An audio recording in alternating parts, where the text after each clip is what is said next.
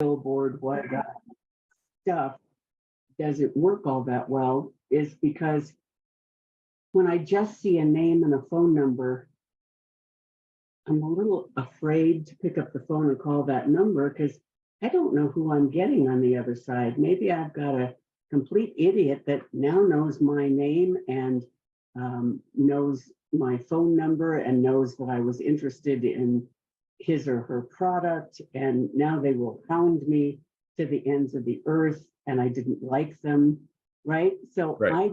I'm not going to pick up the phone, even if I needed insurance and I drive past the sign that says this fellow sells insurance. I ain't calling him. I ain't calling him. Mm-mm. Right. Well, so part of this, I think, goes back to, this is something I've realized over time was passive and direct prospecting methods, right? If I'm only participating in passive, and you use the example of the bus stop sign, the bus stop seat, or the grocery store cart, what are the chances somebody A is going to be pushing my cart or sitting on my bench, and also looking for that person to help them? So I think with my perspective is am I participating in direct prospecting channels? And I think face-to-face networking, what you did at the airport is a prime example of direct prospecting. The person is right in front of you, the decision maker right in front of you, as opposed to the park bench where you have to hope that you've put out almost like a little trip line that they stumble upon, happen to dial their number as they're falling, Well, and one of the other things, having taken advertising in college, one of the things I do know that we don't do, and I've only taught this a couple of times because as realtors, we're particularly not interested, but think advertising concepts. And one of them is a call to action. And we do not add a call to action to anything. Right. Call now, or this is the last one, or 5 left, or get free access, sign up here. Right, the free thing, we're running out of the free thing. And the free thing, here's the free thing. The free thing could just as easily be your list of 10 things that you need to know before you buy a house. You typed it up on your computer and printed it off on your printer. This didn't really cost you anything. Nothing. But it's your call to action. Call me now or email me now. Be sure and give an email address because it's safer to email than it is to call. So you pick up email me, call me, fax me, text me, send a smoke signal, something, and I'll get you the thing. So call to action, ask them to do something. And see, we don't do that. We've never, but here's the problem. Remember when I talked about real estate being, you own a company and you didn't know you were in business for yourself, but all of a sudden here you are. You're also the advertising department. Now, how the hell do you know how to be the advertising department? Did you take advertising? Did you study advertising? Have you read advertising books? Was that in the real estate Probably classes? never occurred to you that you're the advertising department of your company. And your company sucks at advertising. or doesn't advertise at all. Which would be sucking, pretty much. You'll catch my drift there. So then here's the next question. Here's another thing that I've always looked at too is I've usually got one of two things. I've either got time on my hand or I've got money to spend. And usually prospecting includes one, if not both of those. I think what Bobby used as an example too is a free prospecting method. Bobby didn't spend a dime to have a conversation with somebody sitting next to her. But how much? I think that is probably my signature thing, is I'm the cheapest damn agent you're ever going to encounter. And when I teach Power Series and I teach people, I am not teaching the top of the top, the best of the best, and the cream of the crop. I'm not teaching the people who make $1 million a year or $500,000 a year in real estate so that they have a tremendous budget. My people are people that don't have a budget. So I'm saying, okay, you can't spend that kind of money. You don't have it. How can I make you successful when you have nothing you can spend? That's where I come in and say, okay, but you could do this and it costs you nothing. to do this. Can And I that's- get you in business with no budget? Yes. And that's it. You know, and so that's it. You either have money to throw at a problem or you've got time to throw at a problem. And I think what Bobby is sharing, even just with her example, was really, this isn't a problem because she's always prospecting. She's always networking. She's always, you know, looking for people who are involved and interested. And I think it cost her nothing to prospect face to face. And not only that, if she's always doing it, she's never missing an opportunity. Well, and last week I was in the dental office and the dentist does not need a house, but his assistant is getting married in a few months and they plan to buy a house. So he's right. Look at, that's 3 deals just living my normal life. Was I working? I wasn't working. I went to the dentist. I wasn't working. I went to the airport. I wasn't working. I was sitting on a flight. I'm not trying to do anything. I just make sure that if there's a possibility that I can weasel a real estate sentence into my conversation, and there's always the possibility that I can do that, I will throw it in. But you've also heard me throw in humor lines because that gets me out of it. I don't make people uncomfortable. So Right. If I they're not said- receptive, they're not in a place to buy or sell. You know, you're doing it in a casual, you're doing it in an approachable manner. You're not selling, you're Well, sharing. like the gal at the airport, she helped me get the boarding pass. And I said, gosh, I should return the favor. I should help you get a house. You need any houses? Yes or no? Don't say no. There you go. And she said, well, actually, we do. Okay, so then we continued our conversation. And I did my famous trick, which is, Give her I your can't business believe card I'm so in she real never called you. estate and I can't find my card. Where is my card? I switched purses. I can't find my card in here. Here, jot down your name and number and I'll get a hold of you. Then finally, after she does, I find my card. Whoa, what are the odds of Look that? at this, amazing right here. Where I left it. Yeah, right in the same zipper pocket I put it in. Right. What are the odds? Yeah, So hey, in the little chat box, I attached a link to a prospecting planner that I have put together for everybody. If everybody wanted to click that link, once you click it, it'll ask you to sign in. Once you sign in, it'll send you an email to access it. And I'm going to share my screen as well.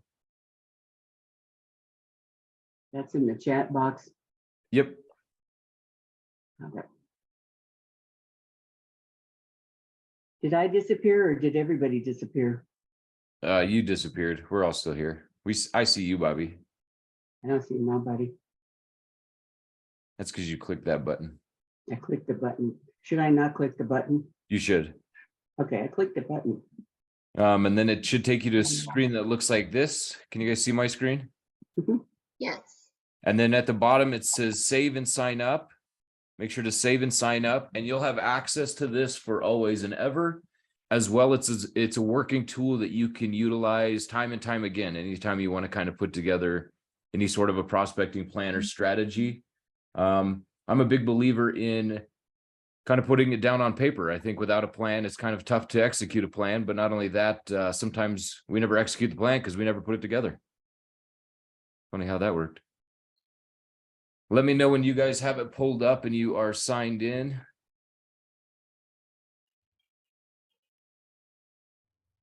I'm going to log in as well.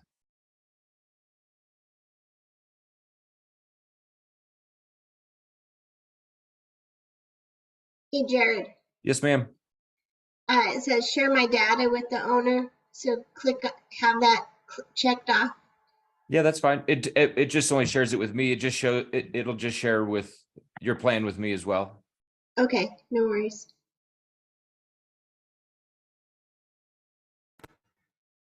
All right. I'm in.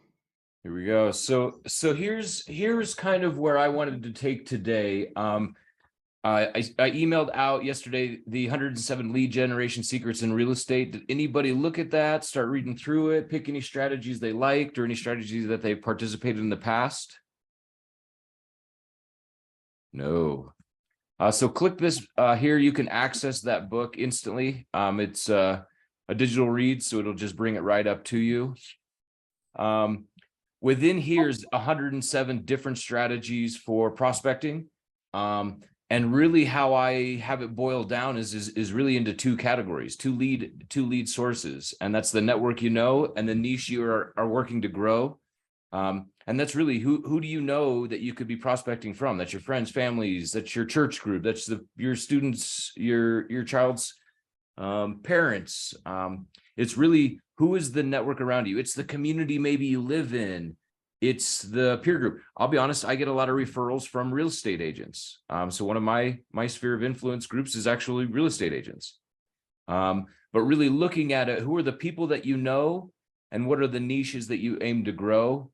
As far as it goes for any of the niches, here's why I put it in these two categories, and I'm going to use Brittany as an example. When Brittany got involved in real estate about 10 years ago, she had just moved here to Arizona.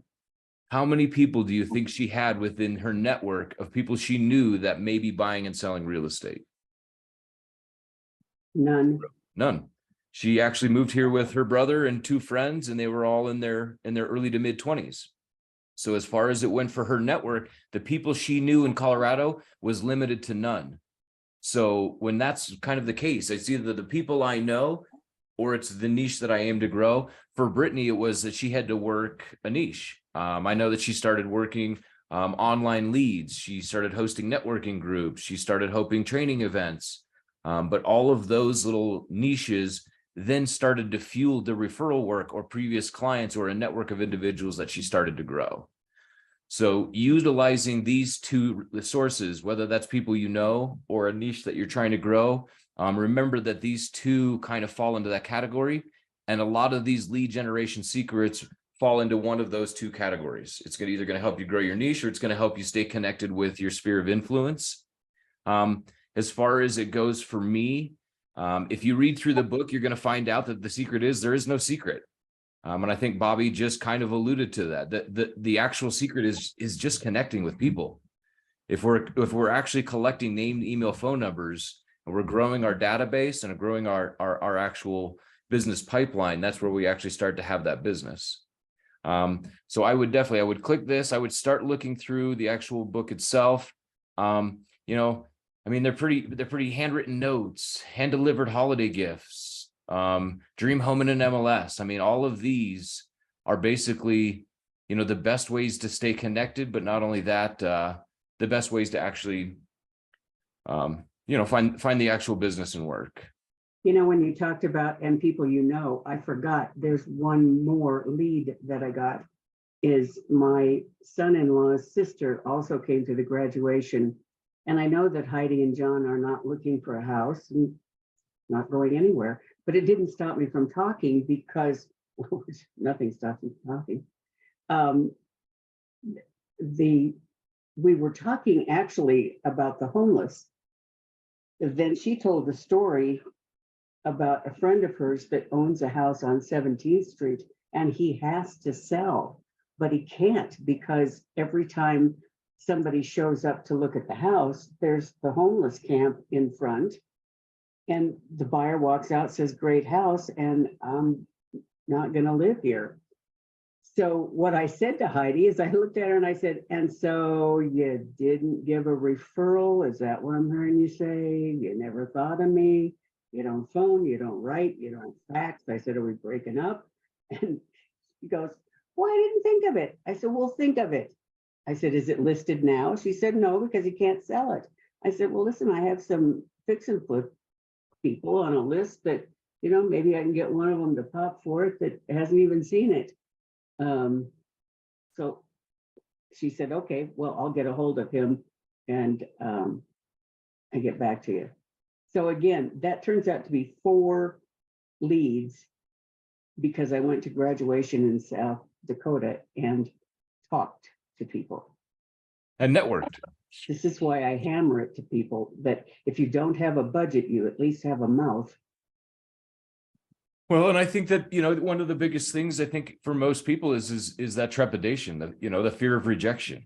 Oh shoot, if I say something, what if they don't want to? And I think what Bobby you're suggesting and saying is that when you insulate it with the humor, or that, almost that opportunity for them to say, "Oh, ha ha, that's funny. No, we're not looking to buy." I know. Right. Right. It's not threatening to anybody, me Right. or to them. Right. Yeah. So, I mean, I think that's exactly it. If we're not being tactful in the approach, we end up without the business, without the work, but also then, when are we, Yeah, I don't want you feeling foolish.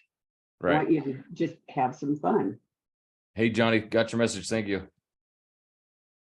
I'm going to share my Everyone. screen. Thanks, Johnny. You guys see my screen again? Mhm. So here's what I put together was, as far as it goes, a sphere of influence. Who are those kind of sphere networks that you have, and what are the niche networks you have? I also included some of the ideas just to kind of get you thinking, but kind of select those networks. If I was to do sphere of influence for me, I've been involved long enough that I have a network of past clients. If you are new to the industry, you might not have a network of past clients. I guess, does anybody have an example of any of their sphere networks? Bobby, you got an example? I don't understand what you mean, example of sphere network. How about your women's group? Don't you belong to a women's group? I belong to a bridge group. Well, okay, well, there's a group. Bridge group is a group. Mhm. Do you talk real estate? Do they know you're an agent? Oh, yeah. Oh, yeah. Well, because I will find a way to either discuss a client, discuss a deal, or mention real estate in the area, or the taxes, or there's some way to always bring it up so that they know that I'm in it.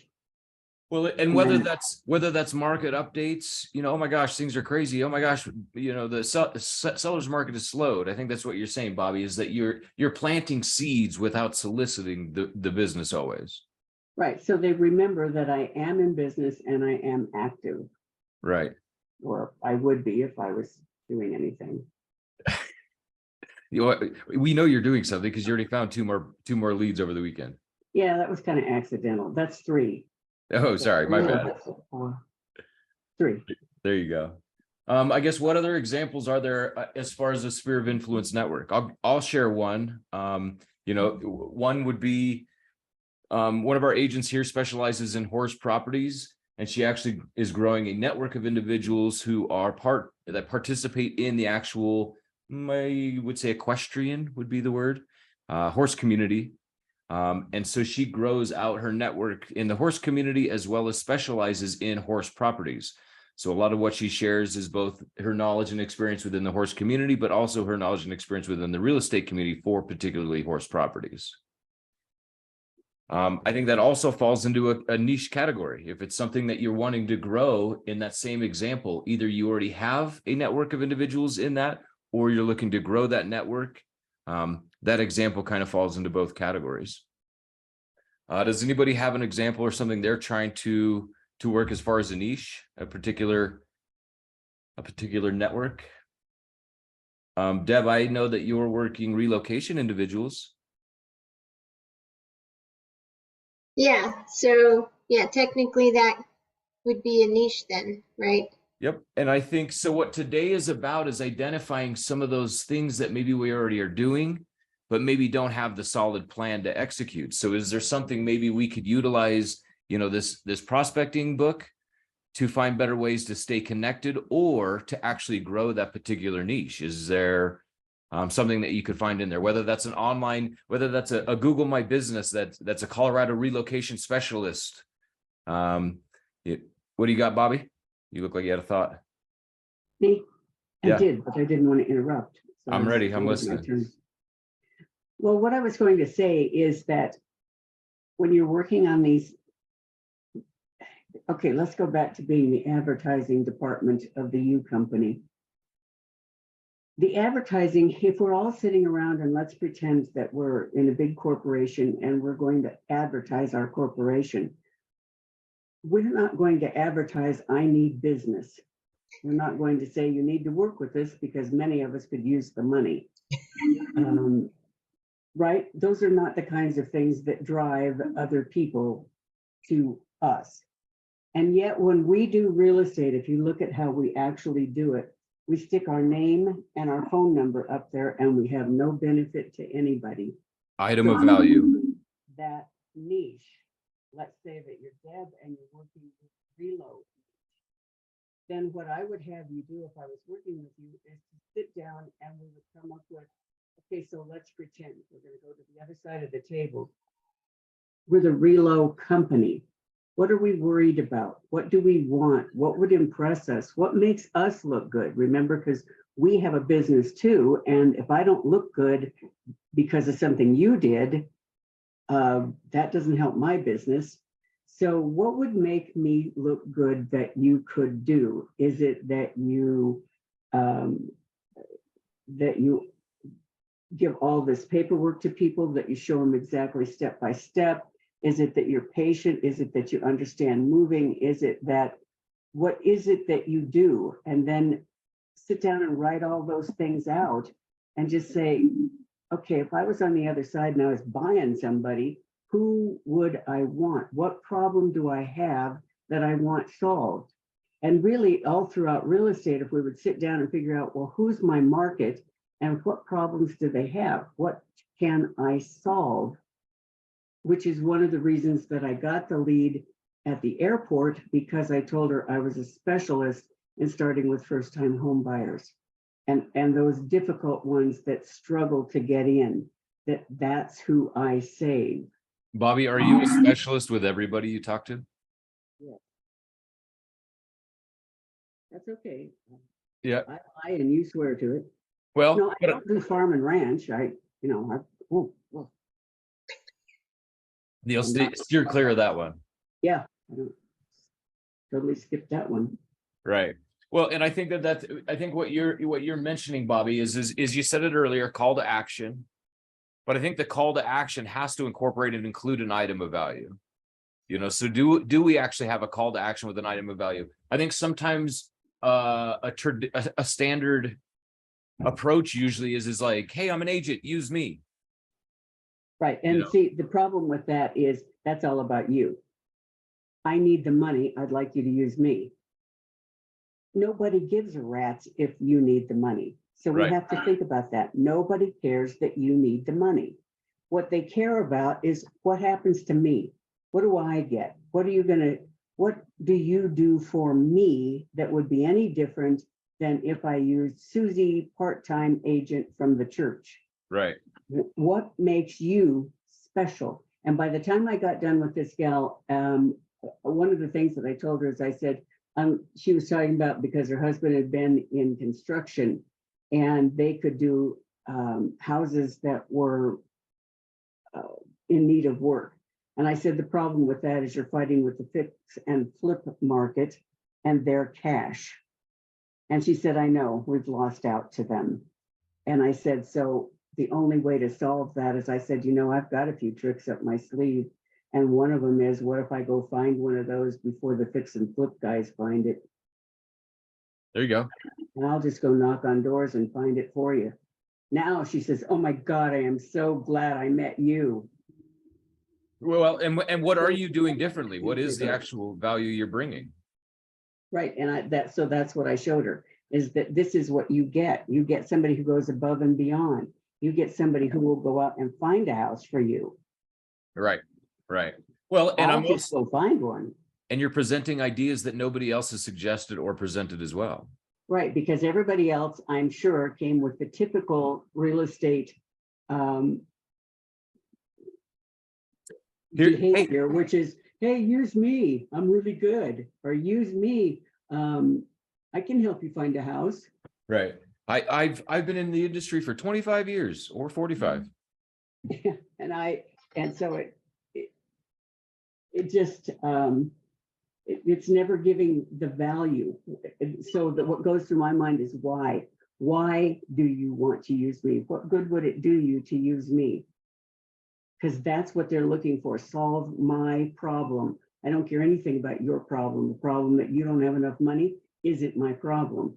My problem is I can't find a house, or my problem is nobody's taking care of me, or my problem is I don't feel like I'm heard, or I'm afraid, or whatever it is.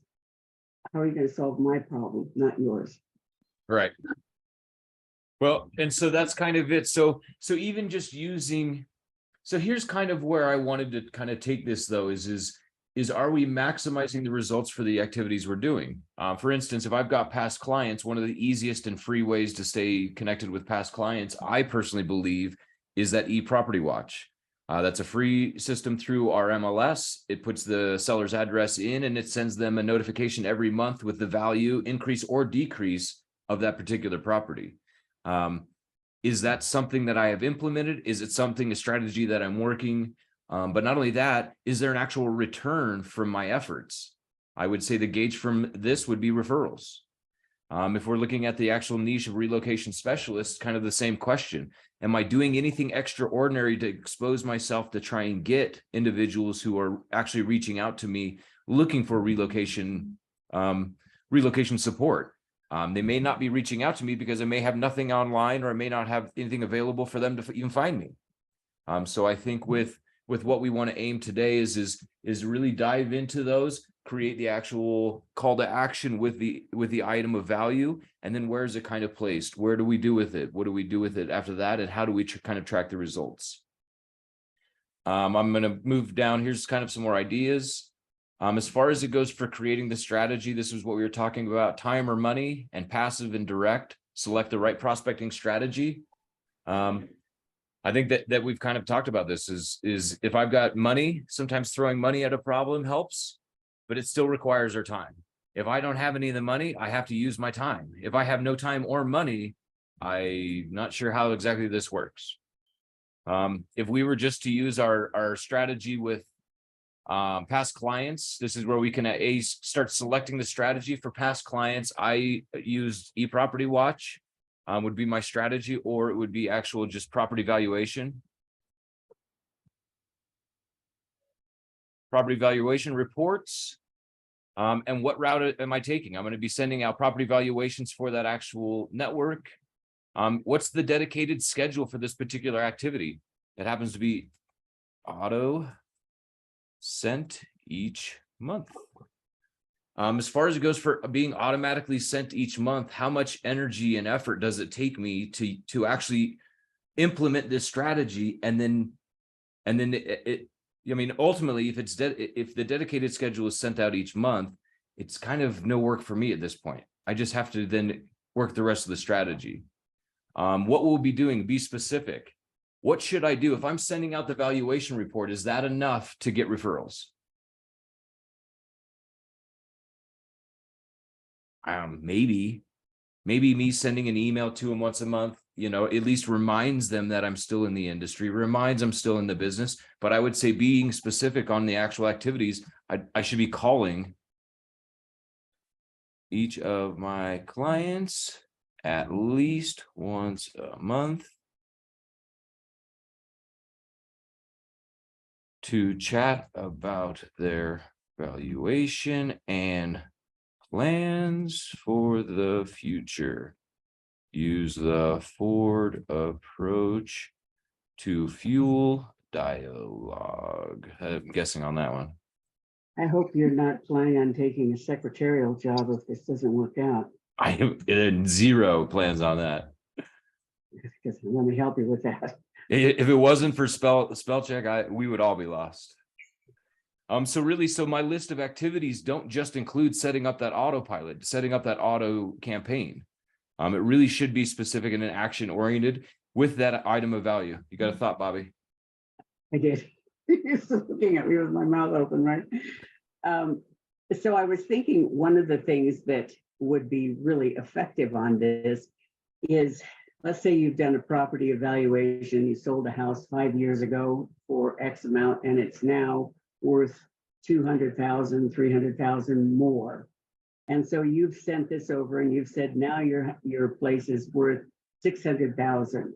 And so I was thinking that if we took that 600, what else could we do? And I know when we were working together, you were saying you wish you had it or you got that. And then I would find a house that kind of matched that and say, I was thinking of you because I saw this one and it looked like, boy, with the excess that you have to put down, we could trade into this one and not change the payment by a whole lot. And you'd have all the things that you wanted. Should we go take a look at it? Right. So you're I'm more fueling. action oriented. I like to, we're gonna do something, let's do it. Just do it. Right. Well, but I think also what you're doing is you're planting seeds of maybe suggestions they didn't even consider. Oh, wait. Well, because if they haven't been thinking about selling and all of a sudden I point out and send them a copy of this listing and they see that, yeah, I could get a bigger yard. I could have a larger kitchen, a newer thing. Hmm. I don't know, maybe. Are they gonna hop in the car today and go buy a house? Probably not, because the only person thinking about them buying a house was me. But Right. it might very well kick into gear a thought process. And I'll bet if I did that with 50 past clients, somebody will move.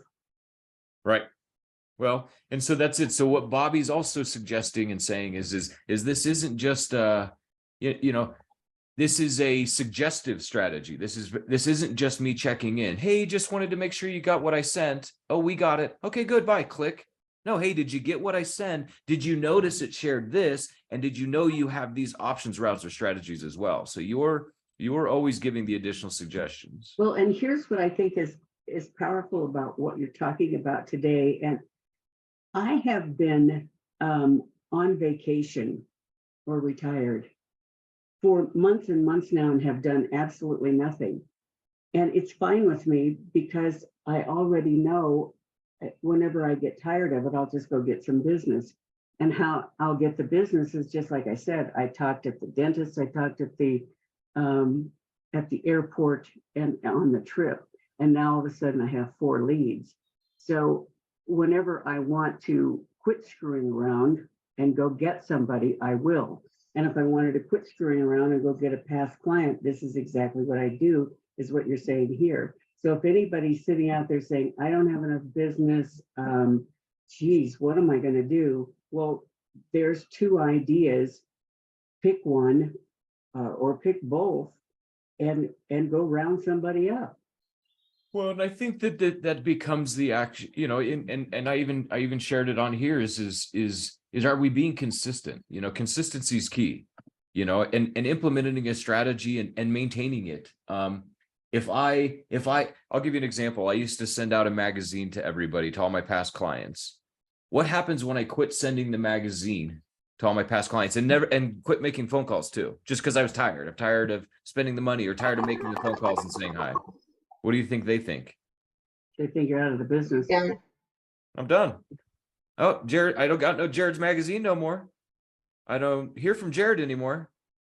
So that's where they start to believe, I guess Jared's not in anymore. I was going to send somebody's way, but I don't know if he is. You know, so I think You consistency know is what? one of the You biggest might be pieces. onto something. I thought all those flowers were for Mother's Day, but they might They be thought thinking I'm dead. They were memorial flowers. How Have a they funeral. Oh, no. right. They were memorial flowers for your business, Bobby. I guess so. This is terrible. This is terrible. So kind of moving through the little strategy is what's next is what do we need and be specific. You know, for this particular strategy, it's actually easy. I need MLS access, or I need to gain access to a property valuation site. Are there any other options besides the MLS for valuation? Well, the county.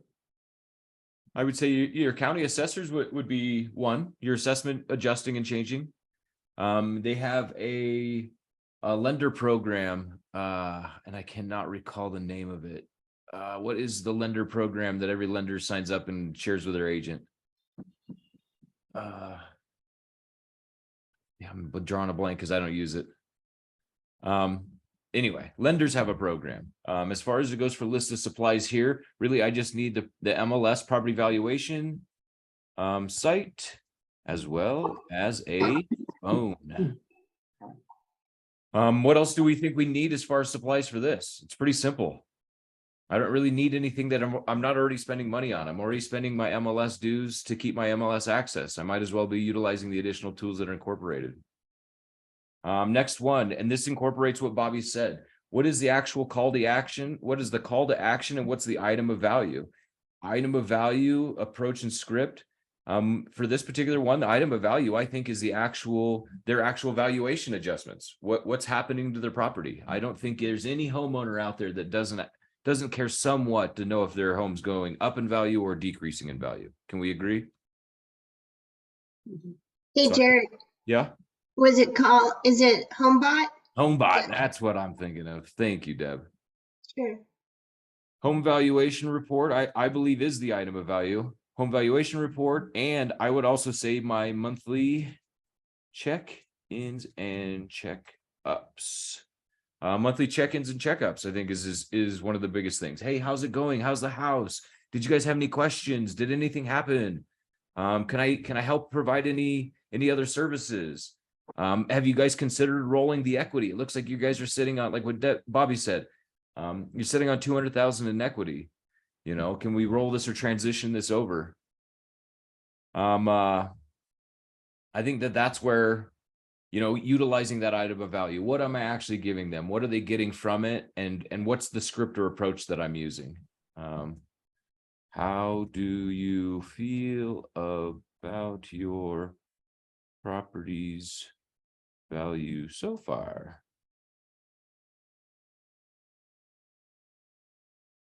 What are the expected results, or what's my goal from doing this particular activity? Get business. There you go, get business. And and let's be honest, it's either getting them back into a buying and selling mode, or it's identifying whether or not they have anybody that they know that I could be helping you buying or sell. So for me, my expectation or my expected result or outcome would be referrals, or they take action to buy or sell again. Bobby, do you have a go-to line for asking for referrals? Yeah, when I get done having a conversation with somebody, I say, okay, so who else needs my help? Who do we know that needs my help? So you tag that on to the end of the conversation. Yeah. Why? Because if I just hit you with that, if I just called to ask you that, if it appears that I just called to ask you that, is that for you or is that for me? Right. And I've realized that the biggest secret in real estate is if you turn it around and always remember that this is about them. It's about them. It's about them. Yes, I do want to check. Yes, I do need to get paid. The nice people at my mortgage company are very happy about me getting paid. But the fact is, the people that I'm working for are interested in their own wants and needs, and they don't really care a whole lot how much money I make or don't make. And so what is it I can do for you? My focus is not on how do I get business for me, it's how do I do a service for you? What can I do for you? And if I'm always thinking, what do you want? What do you need? What do you have? What's the problem? It's you've got children, you need more room, you've got this, you need to be closer to work, you need something. And of course, if you don't need anything, I don't have a job. So it's got to be that. I was going to share this with you because the roofer sent it to me and I thought it was terribly clever and I'd share it with everybody. So I don't know if you can see this, can you? Or brownie points. Backwards, yeah, brownie points. So he sends me this card, brownie points, and then inside it just says, we appreciate your business, thank you. But in addition to that, he sends me a brownie. Isn't that adorable? It has my name on it, baked especially for Bobby Golden. Nice. So he sends me the card and the brownie. I just thought that was a cute little marketing tool. Well, So I'll share it with everybody and see if y'all have a reason to do the same thing. Well, I think that just goes to show that, you know, that's that item of value. Is it enough to get somebody to recommend you? Probably, maybe. It's enough for Bobby to say thank you. I would say it's enough. I mean, even just a handwritten card, even just a quick note, but you know, making it quick, you know, clever, you know, There's another one that Brittany uses is I'm drawing blanks today. It's a mailer. It goes out every month to all of her past clients, and it sends them a free sandwich, a free ice cream, free movie tickets. What is that called? I'm drawing a blank. But the same thing. So each month it sends them out just kind of that same thing, and a free item of value, free trip to the beach. What is it? That's cool. No, I don't know, but that's cool. Boomerang. What you could do, Deb, is send that out as a thank you for a referral. So thank them first before the referral. So here's a lottery ticket. Here's a ticket to something. Here's a something. Thank you for future referrals. Because at that point, a person who got a thank you for future referrals would be like, I don't know, I gotta find somebody. I don't even know what to do. Right. So I think anything sending out those item of values is huge, and so that's what this call is about. What is the strategy? What is it that you're going to stick to? And you know what? I really like that idea for Deb to use this to send to your referral companies, because I'll bet you that who's ever in charge, who's ever sitting at that desk doing this, has a thankless job, and nobody ever pays attention to her. It would probably do you very good to pay attention to her. What if it's a him? Then ignore it. Oh, right. Then skip it. Right. So basically we've set this up then to break down each of those lead strategies for your sphere of influence. Let's just jump into that niche one that we were just kind of chatting about with Deb. Deb, you want to kind of play with us on this one? Let's say, as far as it goes, what did we select? What would be our strategy for relocation that we could implement?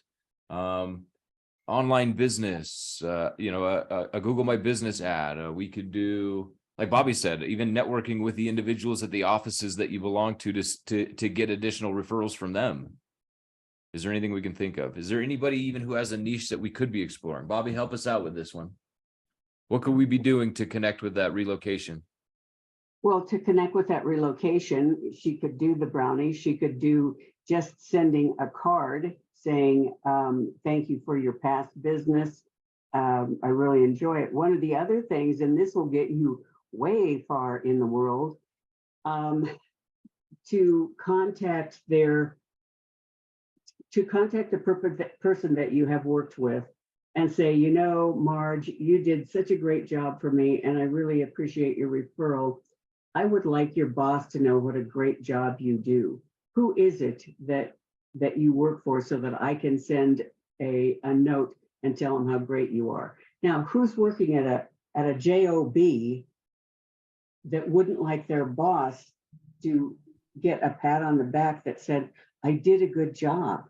I did a good job. And then maybe next time it comes time for a raise, you'll remember, I did a good job. I did such a good job that Deb Easton even sent a card to you to tell you how great I was.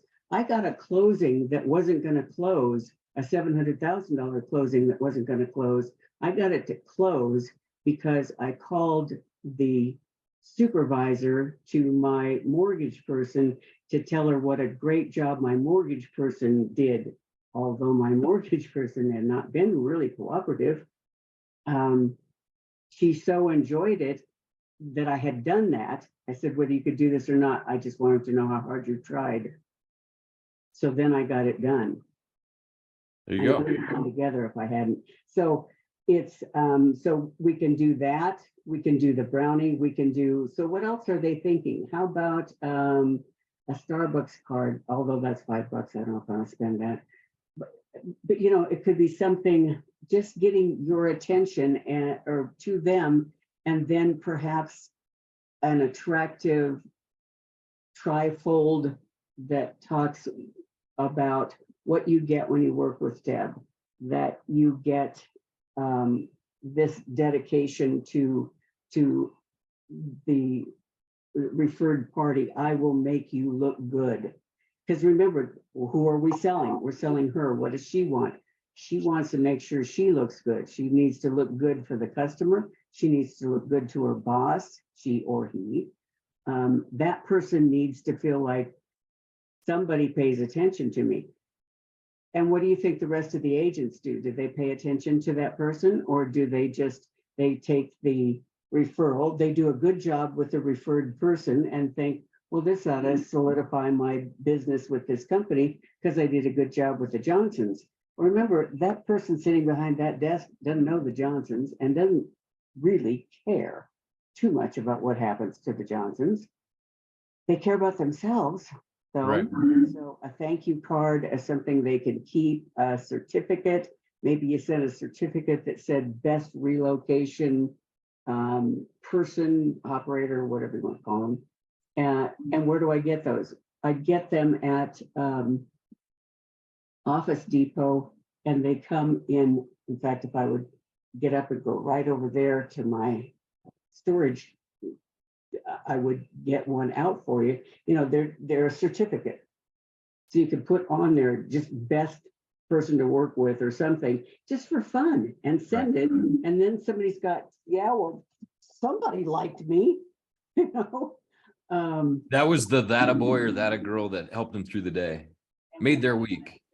To pull out for the next referral, who do you think that person's going to think of? You. So you're marketing to them. You know, any little thing like that, even if you just sent, trying to think of, I've got a whole list of things that in my marketing class I use that you can send. I'm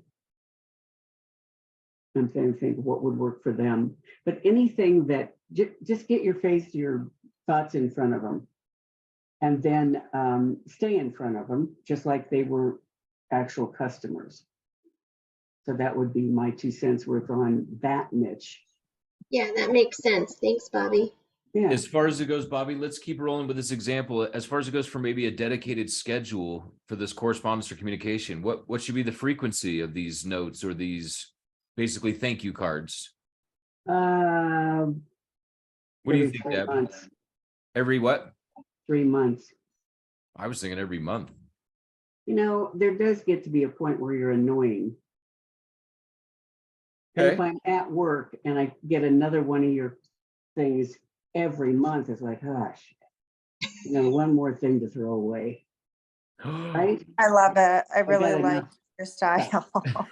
This is my language and I Sorry. like it. Bobby's Bobby's drinking wine already. Somebody's got to carry the team, Jared. Somebody's got to do Right. this for us. Okay, so we're suggesting our dedicated schedule here would be every 3 months. It would be to me, because I want her to be unique, remarkable, but not annoying. So how about every 3 months, if not after every referral? Well, yes, every referral would certainly be the time to be grateful for something. I think a thank you card for that is Right. in order. But the other kinds of things that you're sending just on account of, I don't think you need to do that every month. Okay, I like that. So every 3 months or after every referral, list of activities, reach out to the manager to say they're doing a great job, sending over an item of value like a Starbucks card or a good old-fashioned thank you card for the referral. Okay. And then do you put in there, okay, to the manager, yeah. And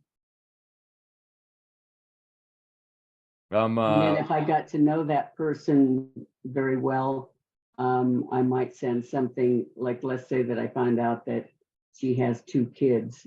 I might send something that's a certificate of appreciation for a mom that works hard. 2 kids need to be proud, or something like that. But, you know, acknowledging that I know you. Because I'm going to bet that the other agents aren't doing it. No. So you're going to be the only friend in the biz. Well, and if they're truly what would be a gatekeeper, the individual that's passing out these referrals, that's schmoozing counts, schmoozing works, right? Absolutely. Oh, and who's ever mad at the brown noser? Everybody who's not brown nosing is mad. You know who's not mad? The brown noser. They're the one getting all of it, Mhm. right?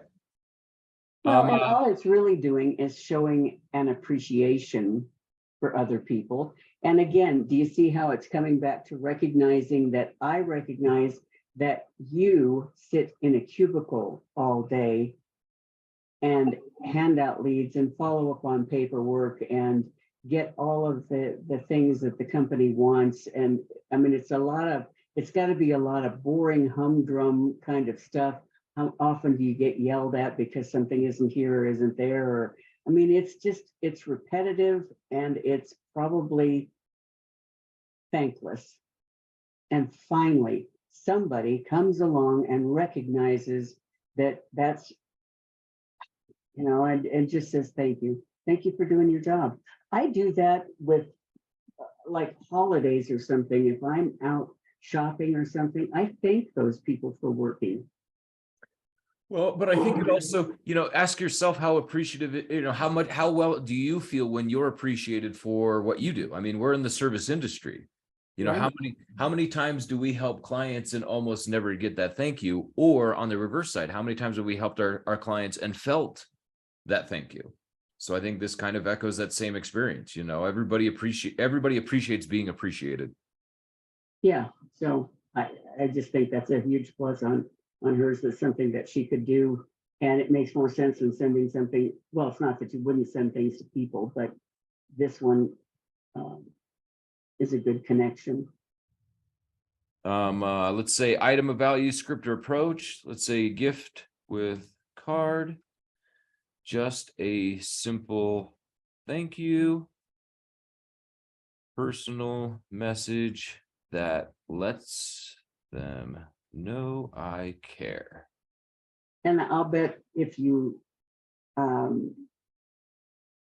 pulled up Amazon, you could find all kinds of little tchotchkes or things that you could find a way to incorporate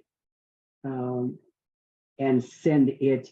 Like if we're doing every 3 months and she keeps sending you business, it's worth it to find something. And then I would just put that on Amazon and go click and let Amazon handle it. What about maybe personalized items for Metsi? Whether a little, I don't know. I saw Bobby, you've got your little, I'm going to guess it's a grandma Emmy back there, like best mom in the world. Oh, that? Yeah. No, that was a MAME award for top salesperson in all of Denver. There you go. So, I mean, anything that's kind of personalized that they could put at their desk, put it there, even if it's a mug, best mom on the planet. Bobby like winces.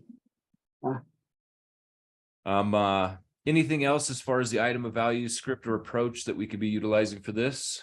Well, you didn't put in there that one of the other things I wanted her to use was a trifold brochure off of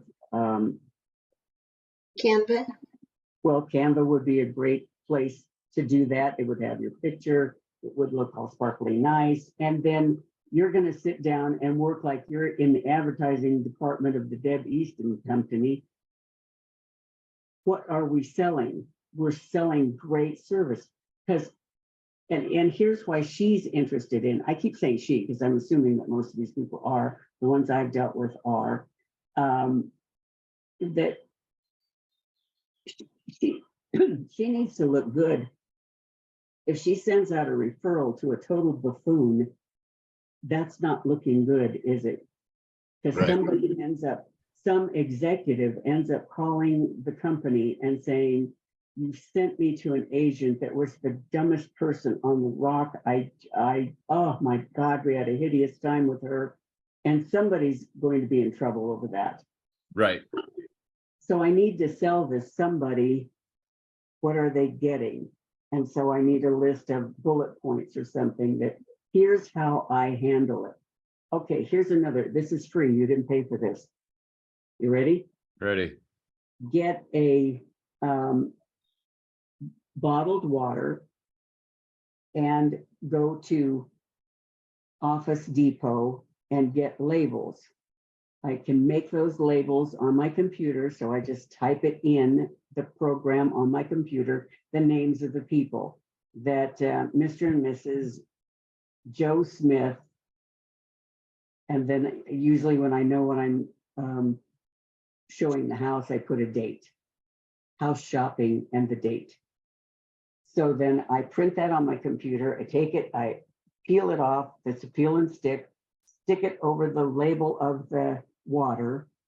And I always have those.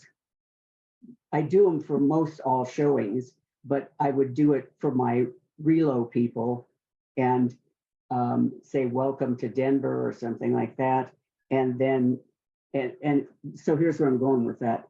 I would take a picture of that and that would go in my brochure, that for every person that you send me, I make them feel welcome. Here's an example. It says Mr. and Mrs. and I give these out. Maybe I always bring a snack in the event that people get exhausted, or I bring just a little, one of the little Kleenex things, you know, and I have that just in case. And so I treat your clients like royalty. I will always be on time. I will always have researched the neighborhoods. I make sure that I do an excellent job. I am a listener. I listen to what they say. I know that these are important executives and they don't want to look at the wrong house. I want to hear what they have told me they're looking for and show them that. So here's a question real quick, Deb. When you got signed up with these reload groups, did they give you kind of an outline of their expectations and their minimum kind of requirements? Yes. And I think that what Bobby's saying is basically utilize what they're already expecting to make you that person. You know, hey, you're expecting this, but in your description, you kind of describe that you are this. And they're like, wait, that's what we asked for. Oh, wait, that's what we asked for too. So I think making yourself their ideal candidate without them knowing it, like, hey, here's a little about me. Well, shit, that happens to be everything that we asked for. I like it. So that you want to make sure that, you know, it's just selling you to them. Well, and Bobby's talking about distinguishing differences. Anybody can open a lockbox. Anybody can put them in a car, but are you doing the small things that are distinguishing you or separating you from others? Yeah. I guess last thing as far as it goes, results and expectations. The whole goal of participating in this hopefully is the additional fuel of referrals from those actual groups. So let's say we participate in this activity for 3 months and we're sending out, or let's say we did it for 6 months and we keep sending it out to Nancy Grace, who's our gatekeeper at the Relo company, and we get nothing more from Nancy. And we've done this for 6 months to a year. Should we continue? No, we should burn Nancy down. I'd find a new Nancy. Well, Right. I think one of the things I do is call Nancy and say, I've noticed that we're not doing any business together. Is there something you need that you're not getting? Is there something more I could be doing that I'm not? I want to make sure that I'm performing at the level you guys need me to. Yeah. But you see where I'm talking about? It was a you statement. Am I right? And I doing, it's not about me. Hey, About you're what not do giving you me need? referrals. What do you need that I can provide? Right. For anything else that you need? Because something's going wrong. Maybe she's got somebody else who's sending better gifts. I don't know. Right. Right. Or maybe I've done something that I shouldn't have. Who knows? But I like that. At least to actually have those conversations is probably the most important thing. Do you have that relationship? Are we just blindly throwing these out? And I'm stressing though the importance of it not being about me. It's not me. What do I have to do to make more money? What do I have to do to get something? What do I have to do for me? Right. Turn it around. What do I have to do for you? Right. How can I help you look better in your job? What can I do for you? One of the things. Remember, nobody cares about me. Well, and one of the things that I've realized is when I get to help you, it ultimately and indirectly ends up helping me. So the more I get to help you and the more people I can find that let me help them, it ultimately ends up helping me. Any thoughts, comments, questions? This really breaks it down into the 3 strategies that you want. I would definitely focus on what are your top 3 for your sphere of influence, what are your top 3 niches, and really grow those out. Start identifying whether or not they're giving you a return. Am I seeing anything from the activities I'm doing? And if they're not, maybe it's time to adjust. Maybe I haven't done it long enough. Maybe I got to keep going. Maybe I'm not consistent. I've only done it once, but I never did a follow-up. So really start looking at the strategies you're currently using, as well as who you want to approach and how maybe might be the best approach for that. Any questions? Jared, I'm not seeing the link earlier. I was driving, so I couldn't interrupt, but the link for the fill in the blank one. I'll email this out to everybody today. Okay. Okay. Any other wishes, hopes, comments? Was it helpful? Very helpful. Thank you, guys. It was super helpful. This is what I needed. And I love like Bobby's just drive and like she just doesn't care. She's like, why are you not sending me business? Like, hello. Like, I love that. It's like, that's exactly how it is. You know, those are the people who are not suffering. They're always eating because they're always asking for business. Correct. Right. Bobby didn't make it here 45 years because she's struggling. Yeah, no, she's got the get up and go. And it's like, I have that too. I just don't know where to direct it. So this was super helpful, just figuring out like different ways to direct it. Well, thank you, Rachel. I'm glad it was helpful. It was super helpful. You're probably taking people from me. I mean, dang it. I'm like, okay, this is what Bobby's doing. I got to step it up because Bobby's going to take them from me eventually. Take my people. It's just taking everybody's business. Bobby's out here for blood, you know? Bobby ain't holding back. Right. I like it. I like Danger. it a lot. Well, good stuff. If you guys have any thoughts, wishes, comments, obviously Bobby and I are open and available to chat. If you guys just want to talk strategy or talk through something, I'd love to share. I've participated, practiced a lot of these things. I could help probably save time and money. And a lot of the time, some things I'm not willing to do, some other people are. So just because it's not something I won't do, it doesn't mean something that you won't do. So. And actually, I'm getting worried about you guys. You don't phone, you don't write, you don't fax. Are we breaking up? You don't call? You don't call? There you go.